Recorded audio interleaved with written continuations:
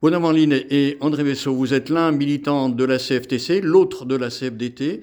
Vos deux organisations organisent à Lyon, le 3 décembre 2026, un colloque sur 140 ans de syndicalisme. Pourquoi c'est l'organisation de ce rendez-vous universitaire et militant? Benoît Vanille. Parce qu'il est important de savoir d'où nous venons, donc de connaître un peu nos origines et puis les racines du syndicalisme en France, pour savoir où est-ce que nous en sommes aujourd'hui avec notre diversité et nos différentes philosophies, et puis préparer l'avenir.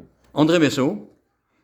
Oui, je rejoins Benoît. C'est vrai que savoir d'où nous venons, notre histoire syndicale, c'est très important.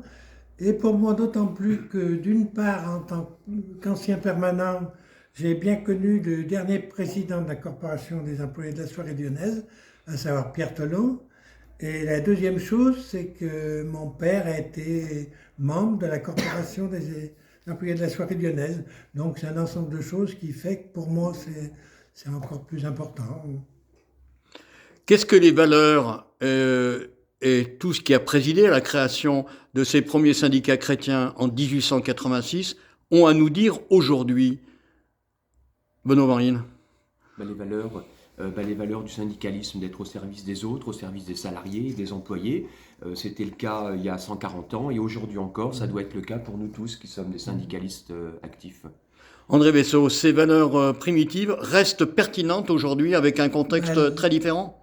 Les valeurs en elles-mêmes, oui, mais c'est vrai qu'on n'est pas animé par les mêmes choses. Au départ, c'était beaucoup inspiré du catholicisme social, de l'encyclique Rerum Novarum, etc., quoi.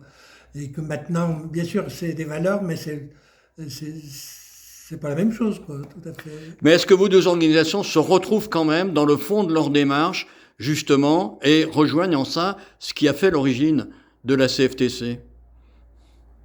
Oui, bien sûr, puisque si nous sommes ensemble pour préparer ce colloque, c'est parce que la majorité de notre vie a été ensemble, unis, jusqu'en 1964.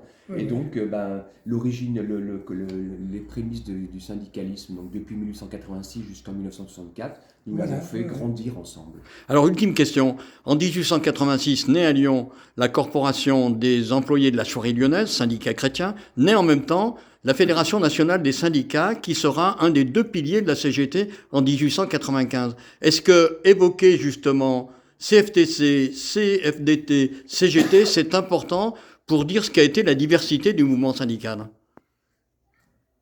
Tu veux y aller Oui, c'est important, mais c'est vrai que les rapports, par exemple, avec la CGT n'ont pas toujours été forcément très simples, mais c'est effectivement important, ouais, qu'on est lié au niveau de l'histoire quand même. Ouais.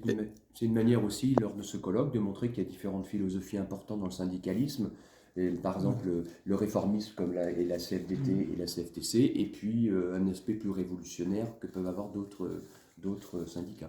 Ce qui n'empêche pas ces organisations-là de se retrouver aujourd'hui pour des luttes communes. Et de se retrouver pour des luttes intersyndicales en toute unité, la main dans la main quand il le faut, et où il le faut.